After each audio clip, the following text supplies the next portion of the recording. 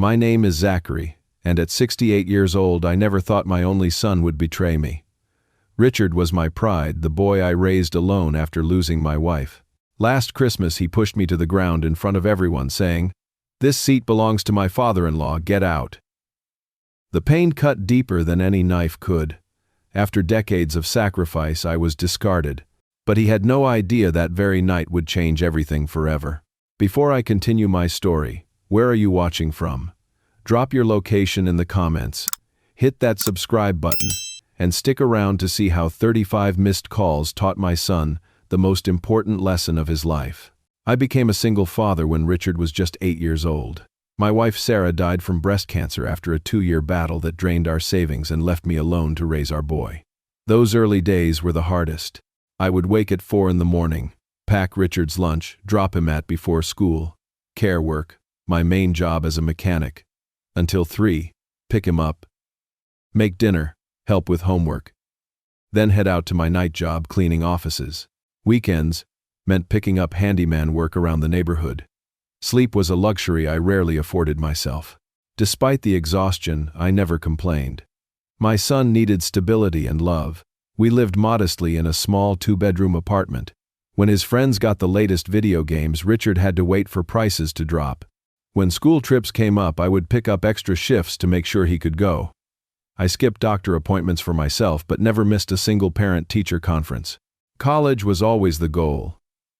I started a savings account the day after Sarah's funeral, putting away $10 a week, even when it meant eating ramen noodles for dinner. By the time Richard graduated high school, I had enough saved to send him to State University. Not the Ivy League school some of his friends attended, but a good education that wouldn't burden him with massive debt. Richard excelled in college, studying business administration and making connections I never had access to. I was so proud watching him walk across that stage at graduation, the first in our family to earn a degree. He landed a job at a marketing firm in the city, and I helped him move into his first apartment, a place much nicer than anywhere I had ever lived. It was at that marketing firm that Richard met Amanda. She came from money, old money as they say. Her father, Thomas Williams, owned several car dealerships across 3 states and had the kind of connections that opened doors. From the first time Richard brought her home, I could tell she was different from the girls he dated in college. Her clothes were designer labels, her watch probably cost more than my car, and she spoke about European vacations and ski trips to Aspen like they were weekend drives to the grocery store. Still, she was polite that first meeting, complimenting my modest home and seeming genuinely interested in the stories I shared about Richard as a boy. Richard seemed happy, more confident, and who was I to stand in the way of that? When they announced their engagement a year later, I dipped into my retirement savings to contribute what I could to the wedding. The wedding itself was my first real glimpse into how different our worlds were. The Williams family took over most of the planning, turning what I thought would be a simple ceremony into a 3-day event at a country club I could never afford to step foot in otherwise. I met Amanda's parents properly then. Her mother, Catherine, was polite but distant, the kind of woman who smiles without it reaching her eyes. Thomas, her father, was a big personality who filled any room he entered. He had a firm handshake and dressed impeccably, making my rented suit feel shabby by comparison. "So you fixed cars for a living?" he had asked during the rehearsal dinner, the question itself making my decades of hard work sound trivial. "Among other things," I replied. "Did what I had to do to keep food on the table and get Richard through school." "Admirable," he said in a tone that suggested otherwise. "Richard has certainly come a long way." That comment stuck with me, the implication that my son needed to rise above his beginnings, above me. After the wedding, Richard and Amanda bought a house in the same neighborhood as her parents, a place with 5 bedrooms and a 3-car garage. Richard invited me over less and less. Our weekly Sunday dinners became monthly phone calls. When I did visit, Amanda always seemed to have other plans or friends stopping by, cutting our time short. I watched as Thomas became the father figure in Richard's life. They golfed together at the country club. Richard started working with Thomas as a marketing consultant for his dealerships, and I would see photos on social media of them at business conferences or sports games in box seats. When Richard called in November to invite me to Christmas dinner at their home, I was overjoyed. It had been almost 3 months since I had seen him in person. I spent weeks preparing, making a handcrafted wooden box with Richard's initials for his collection of watches that Amanda's family kept giving him. I also splurged on a bottle of bourbon that cost more than I would normally spend, knowing that Richard had developed a taste for fine spirits since marrying into the Williams family. On Christmas Day, I dressed in my best clothes, a button-up shirt and slacks that I ironed carefully. I packed the gifts in my 20-year-old sedan and drove the 40 minutes to their gated community, my heart full of hope that this holiday would bring us closer again. As I pulled up to their house, decorated with professional-looking Christmas lights and an enormous wreath on the door, I convinced myself that this would be the day Richard and I reconnected. I had no idea how wrong I was. I rang the doorbell at exactly 4 p.m, the time Richard had specified. From inside, I could hear laughter and Christmas music. The door swung open to reveal Amanda dressed in a red designer dress, a glass of champagne in her hand. "Oh, Zachary, you made it," she said, her tone suggesting surprise, though I was exactly on time. "Merry Christmas, Amanda," I replied, stepping into the foyer and unwrapping my scarf. The house smelled of pine and cinnamon, professionally decorated with a 12-foot Christmas tree visible in the living room, covered in matching gold and silver ornaments. "You can put your coat in the guest closet," she said, already turning away. "Everyone is in the living room. Richard is busy with the other guests." I hung my coat and straightened my shirt, taking a moment to collect myself. Through the hallway, I could see the living room was full of people, most of whom I didn't recognize. I spotted Thomas and Catherine Williams, both dressed immaculately, holding court near the fireplace. Richard stood beside Thomas, laughing at something his father-in-law said. He wore a cashmere sweater that probably cost more than my monthly pension. I waited for him to notice me, but his back remained turned. I made my way into the living room, presents in hand. "Richard," I called out, perhaps too eagerly. He turned, and for a brief moment I saw something like disappointment flash across his face before he masked it with a smile that didn't reach his eyes. "Dad, glad you could make it," he said, not moving to embrace me. In the 3 years since his wedding, my son had stopped hugging me. "You remember Amanda's parents?" Thomas extended his hand. "Zachary, good to see you again. Richard was just telling me about the expansion plans for my newest dealership. He has quite the marketing mind. I taught him to change the oil in his first car," I said, attempting to join the conversation. "He was always good with his hands, too." Richard winced slightly. "That was a long time ago, Dad. Why don't you get a drink? Bar is in the corner." I nodded and moved toward the bar, still holding my gifts. A server in a black vest asked what I would like.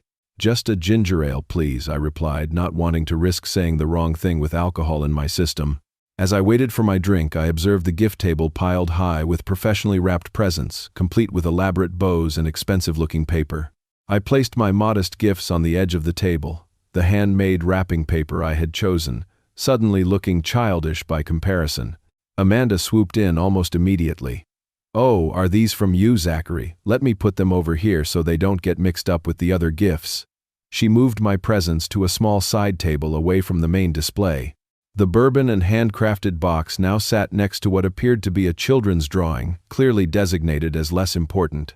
I accepted my ginger ale and tried to mingle, but most conversations stopped when I approached. These were Amanda's friends, colleagues of Richard's from his new position. Neighbors from their exclusive community. They talked about vacation homes, private school applications for children not yet born, and investment portfolios. I found myself standing alone near the Christmas tree, examining the ornaments that had clearly been selected to match the home's aesthetic rather than hold any sentimental value. I thought of the box in my attic containing the ornaments Richard had made as a child, the ones we used to hang together each year while drinking hot chocolate. "Dad," Richard's voice startled me from my thoughts. "There you are. I wanted to introduce you to Stephen, my new boss at the agency." The man beside Richard extended his hand. He was younger than me by at least a decade, but had the confident air of someone who had never worried about making a mortgage payment. "Nice to meet you, Richard. Speaks highly of your work ethic," I said, genuinely pleased to meet someone from my son's professional life. "Richard is one of our rising stars," Stephen replied. "Thomas was right to recommend him to us. Actually, Dad," Richard cut in, "Stephen and I were discussing a project. Would you excuse us?" Before I could respond, they walked away deep in conversation about marketing strategies and client acquisitions. I made my way to the dining room where appetizers were being served. I reached for a shrimp, dropping it accidentally onto the white tablecloth. "Careful there," Richard said, suddenly appearing beside me. "That tablecloth is imported from Italy." I felt my face flush with embarrassment as I quickly picked up the shrimp. "Sorry about that. Your mother and I never had fancy tablecloths. Just the vinyl one your grandmother gave us." Richard glanced around nervously. "Let's not talk about that kind of thing tonight, Dad." Amanda worked hard to put this dinner together. I nodded, the message clear. My life, our life together, was not appropriate dinner conversation in this new world he inhabited. As I moved back to the living room, I noticed a collection of framed photos on a side table. Richard and Amanda in Paris. Richard and the Williams family on a yacht. Richard and Thomas on a golf course, clubs raised in victory. Not a single photo of Richard and me, not even from his graduation, when I had stood so proudly beside him. Curious and increasingly hurt, I wandered down a hallway, looking at the artwork on the walls, all original pieces according to the small placards beside them. At the end of the hall was a small study. The door was ajar, and I glimpsed photo albums on a shelf. Glancing over my shoulder to ensure I was alone, I entered and pulled one down. Inside were old photos of Richard's childhood, the ones that used to hang in my living room. Here they were, hidden away in a drawer, like shameful secrets. Pictures of Richard and me camping, building his science fair project at his high school graduation, all removed from public view in this new life he had constructed. "What are you doing in here?" Amanda's voice was sharp, causing me to nearly drop the album. "Just looking at some old memories," I said, trying to keep my voice steady. "This room is private," she replied. "We're about to serve dinner anyway. You should join the others." As I replaced the album and followed her out, I overheard a conversation from the adjacent room, the door slightly open. "Your dad is snooping around the study." Amanda's voice hushed, but clearly annoyed. "What did you expect? He always does things like this," Richard replied. "It is embarrassing enough explaining to everyone what he did for a living. Now we have to watch him all night. Your father-in-law was asking why you never mentioned your father worked as a janitor too. I told him it was temporary, just between jobs." Richard sounded defensive. "Look, just get through dinner. He will leave early, he always does." I stood frozen in the hallway, the words hitting me like physical blows. Temporary. I had cleaned offices for 7 years to pay for his braces, his soccer uniforms, his college textbooks. Now, it was something to hide, to be ashamed of. I considered leaving, then grabbing my coat and driving home to lick my wounds in private. But some stubborn part of me, the part that had worked 3 jobs and gone without so my son could have opportunities, refused to be dismissed so easily. I straightened my shoulders and walked toward the dining room, determined to make it through this dinner with my dignity intact. Little did I know that the worst was yet to come. The pre-dinner socializing continued for another 30 minutes, during which I found myself increasingly isolated. I tried joining conversations, only to have them shift to topics I knew nothing about, or politely fade as people excused themselves. I caught Richard watching me from across the room a few times, his expression, a mixture of concern, and something that looked uncomfortably like embarrassment. I approached the bar for another ginger ale, standing next to a man who introduced himself as Amanda's uncle. "Quite a spread they have put on," he commented, gesturing with his whiskey glass. "The Williams family never does anything halfway." "It is very impressive," I agreed. Different from the Christmases Richard and I used to have. We would get a small tree, make popcorn garlands, and exchange one gift each. The man looked at me strangely. "Oh, you must be Richard's father. I thought you were one of the catering staff." The comment stung, but I forced a smile. "Yes, Zachary Thompson. Richard is my son." He nodded, glancing at my modest clothing. "Thomas mentions you occasionally. Says you worked with your hands. Honest work." The way he said honest work made it clear it was several rungs below what he considered respectable employment. Before I could respond, Richard appeared beside us, placing his hand firmly on my shoulder. "Dad, can I talk to you for a second?" he asked, steering me away from Amanda's uncle. When we were out of earshot, his smile dropped. "Dad, when you use the silverware, the salad fork is on the outside. I saw you using the wrong fork for the appetizers." I blinked in surprise. "Does it really matter?" "Yes, it matters," he hissed, keeping his voice low. "People notice these things. Just follow what everyone else is doing, okay? Before I could defend myself, Amanda approached. Richard, darling, your father-in-law is looking for you. Something about the new boat he is thinking of buying. Richard immediately brightened. Of course. Dad, excuse me. I watched him walk away, transforming back into the polished, confident man who belonged in this world. Amanda lingered, her eyes assessing me. Zachary, I noticed you drove yourself here.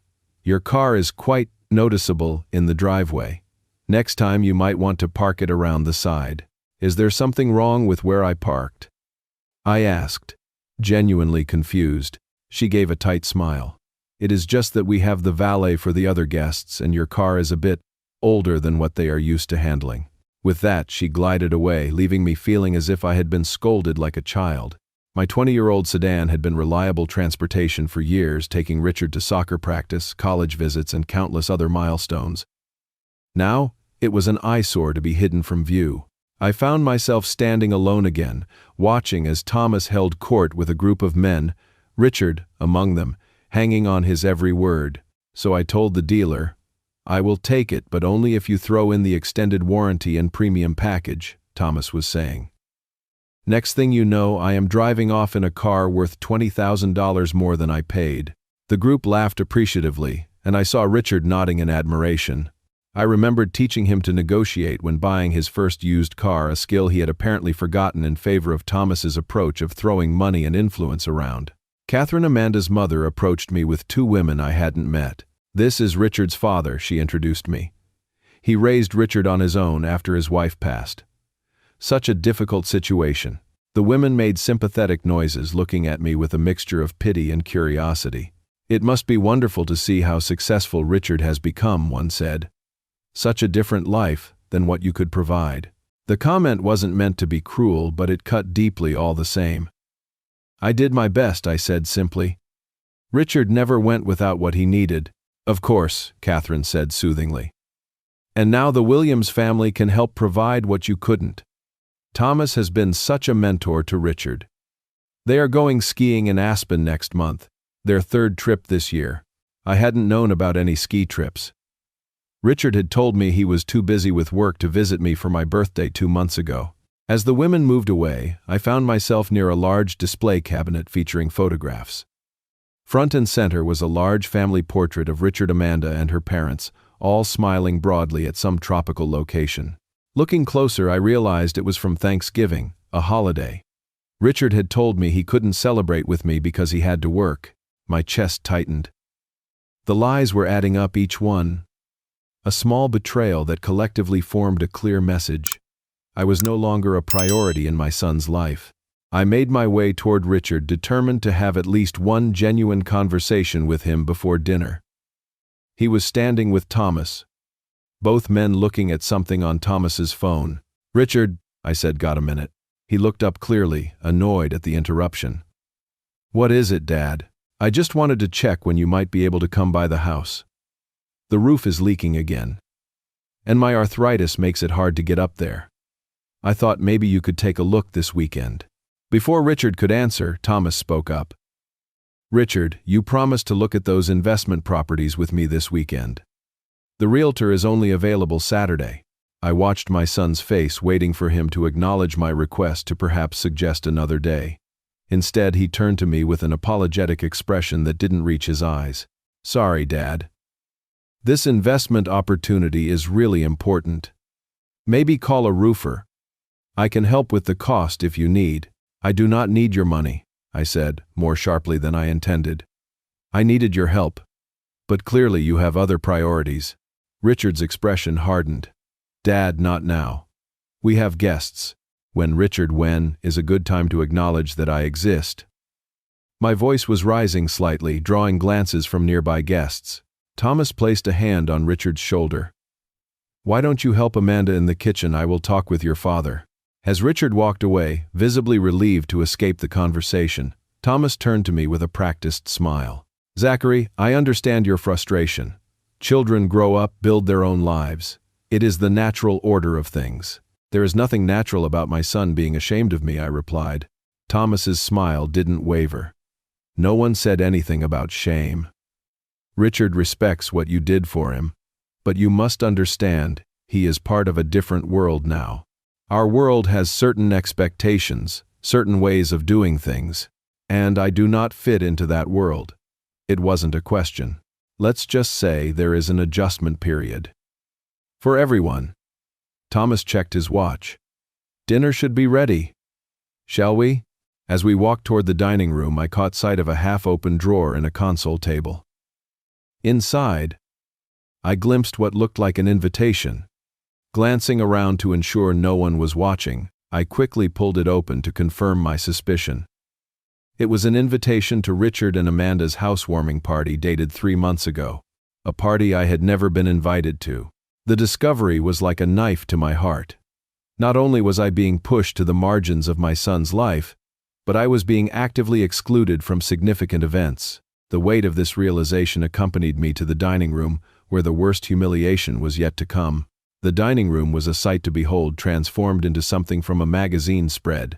A long mahogany table stretched beneath a crystal chandelier set with fine china, sterling silver cutlery, and crystal glasses that caught the light from the dozens of candles.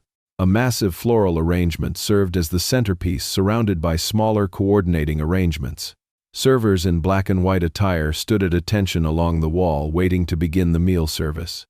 I paused at the entrance momentarily, overwhelmed by the display of wealth and privilege. This was so far removed from our Christmas dinners of the past, where Richard and I would eat turkey sandwiches and watch holiday movies together. Guests began filing in, each finding their assigned seats, marked by elegant place cards. I moved around the table, searching for my name among the 20 or so settings. Not finding it, I stood awkwardly as everyone else settled in. "Richard," I finally called out to my son, who was helping Amanda into her chair. "I do not see where I am sitting." The conversation around the table dimmed as Richard looked up, annoyance flickering across his face. Amanda whispered something in his ear and he nodded. "Dad, you will be sitting at the other table," he said, gesturing toward a smaller table set up in the corner of the room. What he did not say, but was immediately apparent, was that it was the children's table currently occupied by 2 teenagers who I assumed were relatives of Amanda's. I felt a flush of embarrassment creep up my neck. There seems to be a misunderstanding. Why would I sit apart from everyone else? Richard's jaw tightened. We ran out of room at the main table. "It is not a big deal." I looked pointedly at the empty chair next to Thomas. "There is a seat right there." The room had gone completely silent now, all eyes on this uncomfortable exchange. Richard stepped away from Amanda and moved toward me. Lowering his voice, though, in the silence everyone could hear. "That seat is reserved. Just take the seat we assigned you, please. Reserved for whom it is the only empty chair I see." I pressed my dignity, finally overriding my desire to avoid conflict. Thomas spoke up, his voice carrying across the table. "That seat is being held for my brother Charles. He is running late but texted that he is on his way." I looked at the chair again, then at the small table in the corner where I was apparently expected to eat with children while my son dined with his new family. Something inside me, some last vestige of paternal authority perhaps, made me move toward the empty chair. "I will sit here until Charles arrives. Then I can move." I had barely taken 2 steps when Richard moved with surprising speed, placing himself between me and the chair. His face was flushed with anger and what looked like embarrassment. "This seat belongs to my father-in-law." "Get out," he snapped, his hands coming up to physically block me. "Richard, I am your father," I said, shock making my voice unsteady. "Not here you are, not," he hissed, and then did something I never could have anticipated. He placed his hands on my chest and shoved hard. I was not prepared for the force of it. At 68, my balance was not what it once was. I stumbled backward, tried to catch myself on a nearby chair, missed and fell to the floor with a thud that seemed to echo in the horrified silence that followed. For a long moment no one moved. I lay there more stunned by the betrayal than the physical pain radiating from my hip where I had landed. I looked up to see Richard standing over me, his expression, a mixture of shock at his own actions and something worse, something that looked like disgust. "Richard." Amanda's voice broke the silence, not with concern for me but with embarrassment at the scene. Thomas stepped forward then, but not to help me up. Instead, he simply took the contested seat, adjusted his napkin, and looked expectantly at the server as if nothing had happened. "I believe we are ready to begin serving," he announced to the room. Richard seemed to come back to himself, extending a hand to help me up. I ignored it, struggling to my feet, unassisted, my old joints protesting, and my dignity in tatters. "Dad," he began, his voice low and urgent, "just go sit at the other table. Please do not make this worse." I looked at my son, this stranger in expensive clothes who had just pushed his father to the ground over a seat at a dinner table. In that moment, every sacrifice I had ever made for him flashed through my mind. The nights I went hungry so he could eat. The winter I wore a threadbare coat because he needed new boots. The dreams I had deferred, the opportunities I had passed up, all so he could have a better life than mine. And this was the result. A son who was ashamed of me, who would physically push me away to maintain his standing with his wealthy in-laws. "I think I will pass on dinner," I said, my voice steadier than I felt. "Thank you for the invitation." Without waiting for a response, I turned and walked out of the dining room, through the living room with its expensive decorations and meaningless gifts, and into the foyer where my old coat hung. I could hear murmured conversations resuming behind me, the awkward incident already being smoothed over, explained away, forgotten. As I put on my coat, I heard quick footsteps behind me. Richard appeared, his face a mask of conflicted emotions. "Dad, do not leave like this. You are overreacting." "Am I?" I asked quietly. "You just pushed me to the ground because I embarrassed you in front of your new family." "You were making a scene," he countered. "You knew that seat was not for you." "And where is my seat, Richard? Where do I belong in your life now?" "Hidden away like those old photos parked around the side like my car. Sitting with children while the adults talk business." He ran a hand through his perfectly styled hair. "You do not understand. Things are different now. I have built something here. Something important." "Yes, you have," I agreed, buttoning my coat. "You have built a life where there is no room for the man who raised you. The man who worked 3 jobs so you could go to college. The man who taught you how to ride a bike, how to shave, how to be a decent human being, apparently without success." Richard's face hardened. "That is unfair. I have offered to help you financially. It is not my fault. You are too proud to accept it." "I never wanted your money, Richard. I wanted your time, your respect, your love." I reached for the door handle. "But it seems those things now belong exclusively to the Williams family." "Dad," his voice held a warning. "If you leave now, things will change between us."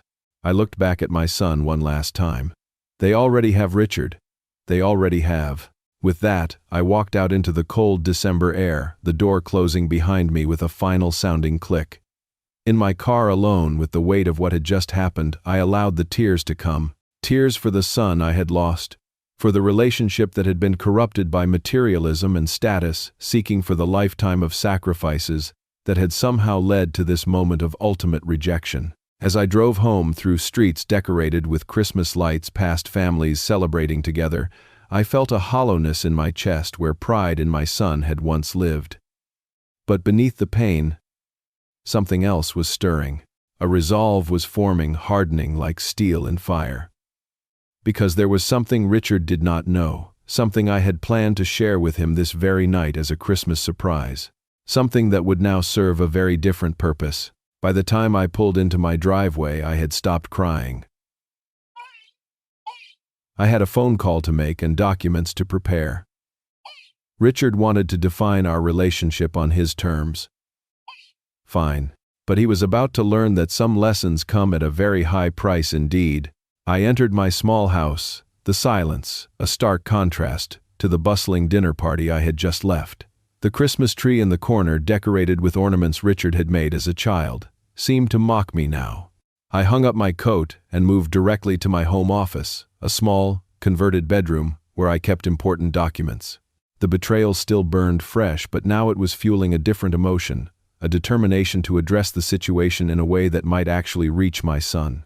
Richard had changed, transformed by wealth and status into someone I barely recognized.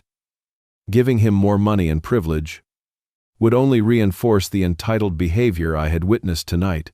I unlocked the bottom drawer of my filing cabinet and pulled out a key hidden in a false bottom. This key opened the small safe I kept hidden behind a landscape painting, a security measure that had always seemed excessive until now. Inside the safe was an envelope marked Richard's Trust Confidential. 15 years ago, my younger brother Jacob had passed away unexpectedly. Jacob had been the opposite of me, in many ways, a risk-taker who invested early in several technology startups that had gone on to become household names. Having no children of his own, he had left his entire estate to Richard with me as the trustee until Richard turned 40 or demonstrated the character and wisdom to handle significant wealth as the trust document stated. Jacob had worried that sudden wealth might derail his nephew's development, a concern that now seemed prophetic, given how Richard had changed merely by association with Amanda's wealthy family. The trust had grown substantially over the years, managed by a financial team Jacob had established. I received quarterly statements but had never discussed the inheritance with Richard, planning to surprise him when the time was right. Tonight was to have been that surprise. The envelope in my hands contained documents revealing Richard's inheritance, currently valued at just over $20 million. I had planned to share the news over Christmas dinner, to see his face light up with the realization that he was set for life, that all his hard work had been recognized and rewarded by an uncle who had always admired him from afar. Now those same documents represented something very different. Leverage, yes, but more importantly, an opportunity for a life lesson that Richard desperately needed. I picked up my phone and scrolled to a contact I rarely called: Leonard Abernathy, the attorney who managed the trust. Leonard was semi-retired but had agreed to remain involved with Jacob's estate due to their long friendship. "Leonard, it is Zachary Thompson," I said when he answered. "I apologize for calling on Christmas evening." Zachary Leonard sounded surprised. "No apology necessary. Is everything all right?" "Not exactly," I replied. "I need to make some changes to Richard's trust. Tonight, if possible." There was a pause. "That is unusual, to say the least. May I ask, what prompts this urgency?" I gave him a brief overview of the evening's events, keeping my voice steady despite the emotion threatening to overwhelm me again. "I see," Leonard said when I finished. "And what changes are you contemplating?" "I want to add conditions to Richard's inheritance. Conditions that will require him to demonstrate the values Jacob and I believed in. The original trust gives me this discretion. As trustee," Leonard cleared his throat. "Technically, yes. As trustee, you have considerable latitude in determining when and how Richard receives his inheritance. What specific conditions are you thinking of?" "I will need your help with the legal language, but essentially, I want Richard to complete a series of tasks that will reconnect him with his roots and teach him about responsibility, compassion, and respect." "A conditional inheritance," Leonard mused. "Not uncommon in estate planning, though. Usually the conditions are established by the original grantor, not added later. But given the broad discretionary powers Jacob gave you as trustee, it is certainly possible. How soon can you come over to discuss this in detail?" Leonard was silent for a moment. "I can be there in an hour. My wife will understand. This sounds important." "It is," I confirmed. "This may be my last chance to reach my son." After hanging up, I sat at my desk and began writing out my thoughts. What did Richard truly need to learn? What conditions would be meaningful rather than merely punitive? This wasn't about revenge, though the hurt part of me initially framed it that way. This was about saving my son from the person he was becoming, using the one thing that seemed to matter to him now: money. By the time Leonard arrived, I had a clear vision of what needed to happen. I welcomed him into my modest living room, offering him coffee, which he accepted gratefully. "I brought the trust documents," Leonard said, opening his briefcase. "Now talk me through what you have in mind." For the next 2 hours, we discussed my plan in detail. Leonard raised legal considerations, helped refine my ideas into workable conditions, and drafted language that would stand up to scrutiny. The conditions we established were challenging but fair, designed not to punish Richard but to help him rediscover the values he had lost sight of. "So to summarize," Leonard said, reviewing his notes, "before Richard can access any part of the inheritance, he must have Leonard. 1. Complete 500 hours of community service at organizations serving populations in need with no financial contributions as a substitute. 2. Work for 6 months in a job similar to those you held while raising him with documentation of full participation. 3. Create and maintain a meaningful relationship with a mentor of your choosing who will report on his progress. 4. Live for 3 months, on a budget equivalent to what you lived on during his childhood adjusted for inflation. 5. Write monthly reflection essays on what he is learning through this process. Only after completing all conditions to your satisfaction as trustee will he receive full access to the inheritance. I nodded. Yes, that captures it.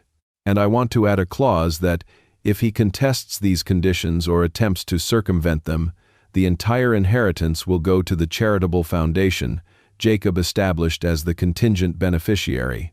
Leonard adjusted his glasses. That is within your rights as trustee, though it is a significant change to the original terms. Are you certain about this approach? It will undoubtedly cause conflict between you and your son, at least initially. The conflict is already there, Leonard. This is my attempt to resolve it, not by giving in, but by standing firm on the values that matter. Jacob would have approved.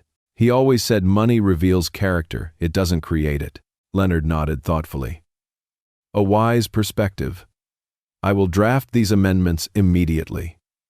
As the named trustee with full discretionary powers, your signature will make these changes binding. As Leonard prepared the documents, I found myself feeling a strange sense of peace. For years, I had allowed Richard's gradual distancing to happen without confrontation, telling myself it was natural for a son to build his own life. But tonight had shown me that what was happening was not natural growth, but a corruption of values, a forgetting of where he came from and who had sacrificed to get him there. The clock struck midnight as Leonard and I signed the final documents officially modifying the terms of Richard's inheritance. The Christmas day that had begun with such hope had ended with a profound change in my relationship with my son. But unlike the passive hurt I had carried for years, this change was one I had initiated, one that reflected my own values and self-respect. I will file these first thing in the morning, Leonard said, placing the documents in his briefcase. The changes will take effect immediately. How and when do you plan to inform Richard? I need to set a few more things in motion first, I replied. But soon. Very soon. After Leonard left, I sat in my living room looking at the Christmas tree with its mismatched ornaments, each one holding a memory of Richard's childhood. I thought of the boy who had once written me a Father's Day card saying I was his hero. That boy was still somewhere inside the man who had pushed me to the ground tonight. My job now, perhaps my final act as a father, was to help that boy re-emerge. With that thought, I turned off the lights and went to bed, sleeping more soundly than I had in months. Tomorrow would bring the first steps of my plan into action, and with them, the beginning of what I hoped would be my son's journey back to himself. I woke early the next morning with a sense of purpose I had not felt in years. Outside, a light snow was falling, covering my small yard in a pristine blanket of white. It was as if nature itself was offering a clean slate, a fresh beginning. My phone had been silent all night, no calls or messages from Richard, asking if I had made it home safely or apologizing for his behavior. That silence spoke volumes about how far we had drifted apart. There had been a time when Richard would call immediately after a disagreement, unable to bear the tension between us. Those days were clearly gone. I made a simple breakfast of toast and coffee, then sat at my kitchen table with a notepad plotting out the day ahead. There were several key pieces to put in place for my plan to work effectively. I needed allies, people who knew the real Richard, who could help guide him back to his authentic self. My first call was to Professor Wilson at State University. Albert Wilson had been Richard's academic advisor and mentor throughout college. One of the few people my son had truly respected beyond family. Now in his 70s, Professor Wilson still taught part-time and ran the university's community outreach program. "Zachary, what a pleasant surprise," he said when he answered. "Merry Christmas, though I suppose it is the day after now." "Merry Christmas to you too, Albert. I hope I am not interrupting anything." "Not at all. Just enjoying some quiet time before the grandchildren arrive for lunch." "What can I do for you?" I explained the situation, not sparing the details of Richard's behavior or my response. Albert had known us both long enough to deserve the unvarnished truth. "I am sorry to hear this," he said when I finished. "Richard was always such a grounded young man in college. I noticed some changes when he brought Amanda to the alumni event last year, but I had no idea things had progressed to this point." "That is why I am calling you," I said. The trust conditions require Richard to work with a mentor, someone who can help him reflect on his choices and reconnect with his values. Would you be willing to serve in that role? Albert did not hesitate. Of course, Zachary. Richard always responded well to our discussions. I would be honored to help him find his way back. Thank you, Albert. The mentorship would involve monthly meetings and regular reports to me as trustee. I will have Leonard send you the official documentation. Just send me whatever needs to be signed. And Zachary, you are doing the right thing. Sometimes the kindest thing we can do for someone we love is to hold them accountable. After finishing with Professor Wilson, I made my second call to Maria Hernandez, the director of the downtown homeless shelter, where I had volunteered for years after retiring. Maria had met Richard several times when he was younger and had always commented on his compassionate nature. Maria, I have an unusual request, I said after explaining the situation. I need to arrange 500 hours of community service for Richard as part of his inheritance conditions. Maria chuckled. Bringing him back to reality through service, I like your style, Zachary. We can definitely use the help, and I will make sure he gets the full experience, no special treatment. That is exactly what I was hoping to hear. He needs to work directly with people, not just write checks or organize fundraisers from a distance. Leave it to me. We will have him serving meals, sorting donations, and working one-on-one with our residents. Nothing builds empathy faster than real human connection. My third call was to Frank Martinez, an old friend who now managed operations at the manufacturing plant where I had worked night shifts while raising Richard. Frank owed me a favor from years back when I had helped his son find a job after some legal troubles. A 6-month position for your son, Frank confirmed, after I explained what I needed. No problem. We always need people on the line. It is not glamorous work, but it is honest. Same position you had, same pay adjusted for inflation. I will even throw in the same supervisor you had. Johnson is still there and just as demanding as ever. Perfect, I said, smiling at the memory of Johnson's exacting standards. Richard needs to experience what real work feels like again. No corner offices, no assistants, just labor and accountability. Consider it done. Just let me know when he is ready to start. And Zachary, for what it is worth, I think this tough love approach is exactly what he needs. By noon, I had set up the 3 main components of Richard's conditional inheritance. Professor Wilson would serve as his mentor, Maria would oversee his community service, and Frank would provide the working-class job experience Richard needed to remember his roots. I took a break to eat lunch, checking my phone to find it still silent from Richard's end. By now, he would be awake, perhaps reflecting on last night's events, perhaps not. Either way, the next move was mine. I drove to the small local bank where I had a safe deposit box containing additional documents related to the trust. I needed to prepare a comprehensive packet for Richard, explaining everything from Jacob's original bequest to the new conditions I had established. This was not something to be communicated in pieces or over the phone. Richard needed to understand the full scope of what was at stake. At the bank, I collected the documents and drove to a nearby copy shop to create a professionally bound presentation. I included quarterly statements showing the growth of the trust over 15 years, photographs of Jacob to remind Richard of the uncle who had believed in him, and a personal letter explaining my decisions, not as punishment, but as in opportunity for growth. Back at home, I recorded a video message on my computer, something Richard could watch rather than just read. In the video, I spoke from the heart about my hopes for him, my disappointment in his recent choices, and my belief that he could find his way back to being the man I had raised him to be. This inheritance is not just money, Richard, I said, looking directly into the camera. It is a legacy, a statement of values. Your Uncle Jacob and I both believe in hard work, in compassion, in remembering where you came from. The conditions I have established are not obstacles but stepping stones back to the person you truly are.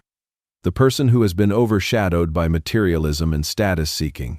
I am doing this because I love you, and because I believe in you, even when you have stopped believing in the values that shaped you. As evening approached, I finalized my preparations. I packed all the materials into a box, including contact information for Professor Wilson, Maria, and Frank, along with a detailed timeline for completing each condition. Everything was ready. There was one last step in my plan, one that required absolute silence from my end for the next 24 hours. Richard needed time to process what had happened, to feel the consequences of his actions, without immediate explanation or forgiveness. Sometimes, the most powerful message is the absence of response. I wrote a note to place on my front door in case Richard came by away, until tomorrow evening. If urgent, contact neighbor Mrs. Jenkins. Then I packed an overnight bag, turned off my phone, and drove to a small hotel 30 miles away, one where Richard would never think to look for me. In the anonymity of the hotel room, I found myself thinking about Richard as a child, his eager face, as I taught him to ride a bike, his determination to master each new skill, his genuine concern whenever he saw someone in need. That child had grown into a young man with similar values, working his way through college, volunteering at the campus food pantry, treating everyone with respect regardless of their status. When had it changed? When had material things and social climbing become more important than decency and family? The transformation had been so gradual that I had barely noticed it happening until it was nearly complete. Amanda and her family had certainly accelerated the process, but the seeds of change must have been there already, waiting for fertile ground. As I prepared for bed in the unfamiliar room, I allowed myself to imagine Richard's reaction when he discovered the truth about his inheritance and the conditions attached to it. There would be anger first, perhaps even attempts to challenge the legal changes. But eventually, I hoped there would be understanding and perhaps even gratitude for this final difficult lesson from his father. I turned out the light and closed my eyes, picturing Richard's phone lighting up with my name calls that would go unanswered for now. In that silence, in that absence, the first seeds of change would be planted. Tomorrow would bring the revelation, but tonight the groundwork was being laid, in the quiet space of unanswered questions. As I drifted toward sleep, I felt a profound sense of having done all I could. The rest was up to Richard. Would he rise to the challenge and reclaim his true self, or would pride and materialism win out? For the first time in years, I had acted decisively as a father, rather than passively accepting my diminishing role in my son's life. Whatever came next, I would face it with the knowledge that I had stayed true to my values and done what I believed was right. In the darkness of the hotel room, far from the luxury of Richard's world and the modest comfort of my own home, I found a measure of peace in this knowledge. Tomorrow would bring confrontation, explanation, perhaps reconciliation. But tonight was for silence, for the power of absence to convey what words sometimes cannot. I returned home the following morning, after a surprisingly restful night at the hotel. As I pulled into my driveway, I immediately noticed the evidence of Richard's attempts to reach me. Tire tracks in the fresh snow indicated someone had been there, likely multiple times. My answering machine light was blinking rapidly, suggesting numerous messages. With deliberate calm, I brought my overnight bag inside and hung up my coat before turning on my phone. The screen immediately lit up with notifications. 35 missed calls from Richard, along with 22 text messages and 7 voicemails. I sat in my armchair and began to listen to the messages in order. The first few were angry, demanding to know why I had left the dinner and accusing me of overreacting. "Dad, call me back. You are being ridiculous about this whole thing. It was just a seat at a table." The middle messages showed a shift toward confusion. "Dad, where are you? I went by the house, and you are not there. This is not like you. Call me back, please." The final voicemails revealed something I had not heard from Richard in years: genuine concern and the first hints of remorse. "Dad, I am getting worried. No one knows where you are. I am sorry about last night. I should not have pushed you. Please call me. Please." The last message had been left just an hour ago. "Dad, I do not know if you are getting these messages, but I am at the diner, our diner where we used to go on Sunday mornings. I will be here until you come. Please come. We need to talk." Our diner. He meant Millie's, the simple breakfast place where I had taken Richard every Sunday after his mother died. We had sat in the same booth for years, talking about school friends' life, while sharing pancakes and orange juice. We had not been there together in at least 5 years. I looked at the box containing the trust documents, the video, all the carefully prepared materials explaining the inheritance and its conditions. I had planned to call Richard to my house for a formal meeting, but his choice of Millie's changed things. That he had thought of this place, remembered its significance, felt important. I freshened up quickly, put on a clean shirt and drove to the diner, leaving the box behind. This first meeting needed to be about the relationship, not the inheritance. That revelation could wait a few hours more. Millie's was exactly as I remembered it. A small diner with vinyl booths, slightly sticky, laminated menus, and the best pancakes in the county. As I walked in, the bell above the door jingled, and I immediately spotted Richard sitting in our old booth by the window, his head in his hands. He looked up at the sound of the bell, and the relief on his face was unmistakable. He stood, as I approached, uncertainty in every line of his body. "Dad," he said simply. "Richard," I replied, sliding into the booth across from him. For a moment, neither of us spoke. I noticed that Richard was not wearing his usual designer clothes, but instead jeans and a simple sweater. His hair was uncombed, his eyes red-rimmed from what appeared to be a sleepless night. "I ordered you pancakes," he finally said, "with extra butter and warm syrup, like you always got." The gesture, small as it was, touched me. "Thank you." "Dad, I do not even know where to begin," Richard said, his voice rough with emotion. "Last night was inexcusable. What I did, what I said. I do not know what is happening to me." I looked at my son, really looked at him for perhaps the first time in years. Behind the trappings of wealth and status that had accumulated around him, I could see the boy I had raised, confused and hurting. "What is happening to you, Richard, is that you have lost your way. You have forgotten who you are and where you came from."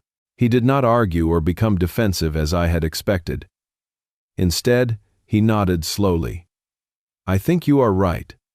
Last night after you left, I could not enjoy the dinner. All I could think about was the look on your face when I pushed you. I have never seen you look so disappointed." It was not just disappointment, Richard. It was heartbreak. To see my only son, the person I have loved most in this world, become someone who would push his father to the ground over a seat at a table. Richard winced. "When you put it that way, it sounds even worse." And it was already pretty bad in my head. Our pancakes arrived, steam rising from the stacks. I picked up my fork more out of habit than hunger, and cut into the familiar comfort food. "What happened to us?" Richard asked quietly. "When did everything change?" "It was gradual," I replied. "So gradual that neither of us fully noticed it happening. But if I had to pinpoint a turning point, it would be when status and material things became more important to you than people and relationships." Richard stared down at his untouched pancakes. "Amanda's family has a lot to do with that. They measure everything in terms of cost and status. It started to rub off on me. I wanted to fit in, to be part of their world. And to do that, you felt you needed to distance yourself from your past from me." He nodded slowly. "I was embarrassed about our apartment, about your jobs, about the fact that we struggled financially. The Williams family has never struggled for anything. Thomas was born into wealth and has only increased it. When he asked about you, about our life, I found myself editing the truth." "Editing the truth," I repeated. "That is a polite way of saying lying, Richard." "You are right," he admitted. "I lied. About you, about our life together. I am ashamed of that now." We ate in silence for a few moments, the familiar taste of Millie's pancakes, bringing back memories of simpler times of a father and son bound by love and shared experience rather than divided by class and status. "Dad, there is something else I need to tell you," Richard finally said, setting down his fork. "After you left last night, Amanda and I had a huge fight. She said I had embarrassed her in front of everyone by making a scene. Can you believe that? As if you were the one who created the problem. She showed no concern for you at all. No recognition that what I did was wrong." I remained silent, letting him continue his realization. It was like seeing her clearly for the first time. All she cared about was how things looked, what her parents would think. Not about what was right. We said some pretty terrible things to each other, and I ended up leaving. I spent the night at a hotel trying to figure out how I got to this point. "And what conclusions did you reach?" Richard met my eyes directly for the first time. "That I lost myself trying to be someone I am not. that I betrayed the most important relationship in my life to please people who will never be satisfied. That I hurt the one person who has always been there for me, who sacrificed everything to give me a good life. The raw honesty in his voice suggested this was not a convenient realization designed to appease me, but a genuine moment of clarity. Still, one night of reflection did not undo years of growing materialism and status-seeking. The road back would be longer than that. Richard, I appreciate your honesty, and I believe you are sincere in this moment. But real change requires more than words or temporary remorse. It requires action commitment, a fundamental shift in values and behavior. I know, he said quietly, and I want to make those changes. I need to make those changes not just for our relationship but for myself. I do not like who I have become. This was the opening I needed. There is something I need to show you, something I had planned to share with you last night as a Christmas surprise. But now it serves a different purpose. Can you come back to the house with me? Richard nodded, and after paying the bill, he followed me home in his car. As we entered my modest living room, I retrieved the box containing the trust documents and handed it to him. What is this? He asked, sitting on the sofa with the box in his lap. Open it and see. For the next hour, Richard read through the documents in stunned silence occasionally, looking up at me with questions in his eyes. He watched the video I had made, examined the statements showing the growth of the trust, stared at the photos of Uncle Jacob that brought back childhood memories.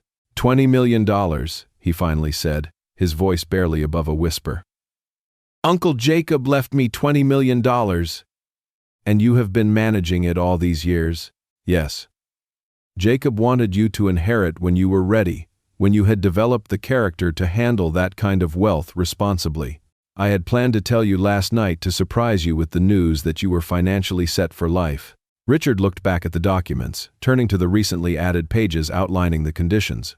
But now I only get the money if I complete these tasks. Community service, working a factory job, living on a budget, meeting with Professor Wilson regularly. Yes, I said simply. Because giving you that money now, without addressing the changes in your values and behavior, would only accelerate your journey down a path that has already caused you to lose your way.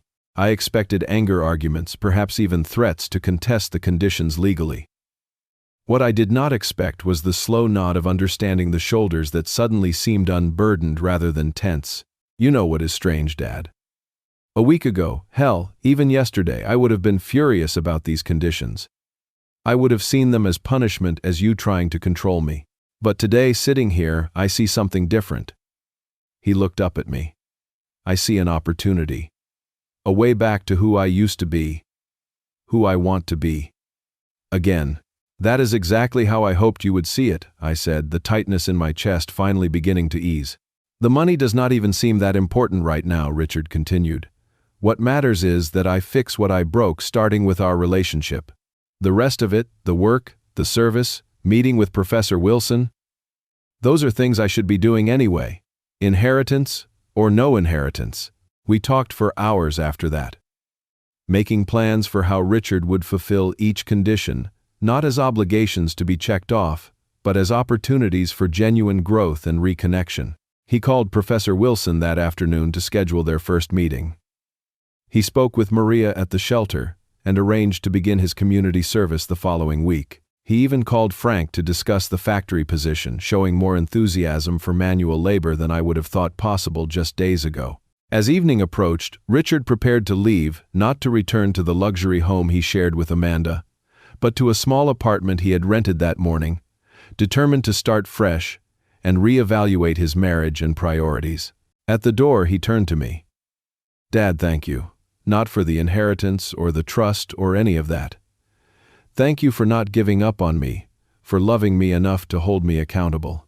I embraced my son then for the first time in years, feeling the barriers between us beginning to crumble. I never gave up on you, Richard. I just needed you to remember who you really are. As I watched him drive away, I reflected on the journey we had both taken over the past 48 hours. From the humiliation at the Christmas table to this moment of genuine connection and hope, it had been a transformative experience for both of us. The coming months would not be easy. Richard had a lot of work to do, not just in fulfilling the trust conditions, but in rebuilding his sense of self, his values, his relationships. There would be setbacks and struggles along the way. Amanda might fight to pull him back into their materialistic world. Or he might find the adjustment to simpler living more difficult than anticipated. But for the first time in years, I felt hopeful about my son's future and our relationship. Sometimes love means setting boundaries, standing firm on values, refusing to accept behavior that diminishes either of you. Sometimes the greatest gift we can give those we love is the opportunity to rediscover their best selves, even when that journey is difficult. As I sat in my living room that evening looking at the Christmas tree with its collection of homemade ornaments, I felt a profound sense of peace. The painful incident at the Christmas table had been a necessary catalyst for change, a rock-bottom moment that had opened the door to healing and growth. In the year that followed, Richard completed all the conditions of the trust, not out of obligation, but out of genuine commitment to change. He and Amanda eventually divorced her unwillingness to accept his simpler lifestyle and renewed values, making reconciliation impossible. He moved into a modest home not far from mine, began volunteering regularly at the shelter, even after his required hours were completed, and eventually met a woman who valued character over status. The following Christmas, we celebrated at my house a simple dinner with homemade food and meaningful conversation. Richard brought thoughtfully chosen, often handmade gifts rather than expensive items. As we sat together afterward talking by the light of the Christmas tree, I marveled at the journey we had taken. You know, Dad, Richard said that push at the table was the best thing that could have happened to us. It was rock bottom, the moment I needed to wake up and see what I was becoming. Sometimes we need to fall before we can truly rise, I agreed. The money is nice, he admitted, but what is really valuable is this right here. Family. Connection. Being true to yourself and your values. That is the real inheritance you gave me. And he was right.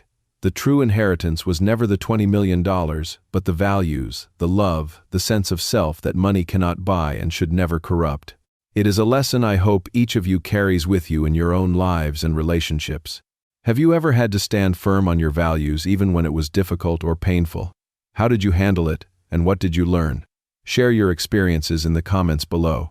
And if this story resonated with you, please like, subscribe, and share it with someone who might need to hear it.